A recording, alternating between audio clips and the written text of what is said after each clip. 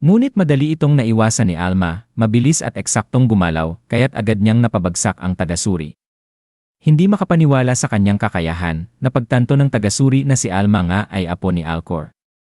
Ibinunyag ni Alma na ang lahat ng mga teknikong itinuturo sa sekta ay dinisenyo ng kanyang lolo, kaya't walang silbi ito laban sa kanya. Bagaman sumuko na ang tagasuri, naghanda pa rin si Alma na patayin ito, sinasabing hindi pa tapos ang pagsubok hanggat hindi ito namamatay. Nang papatayin na niya ito, biglang dumating si Simon Gregory, ang leader ng sekta, at pinigilan siya nang hindi niya napansin. Ipinakilala ni Simon ang kanyang sarili at tinanong si Alma kung bakit niya gustong patayin ang tagasuri.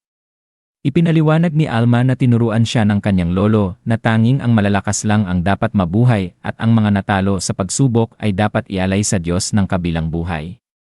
Nilinaw naman ni Simon na sa ilalim ng kanyang pamumuno, tinanggal na nila ang ganitong brutal na mga kaugalian.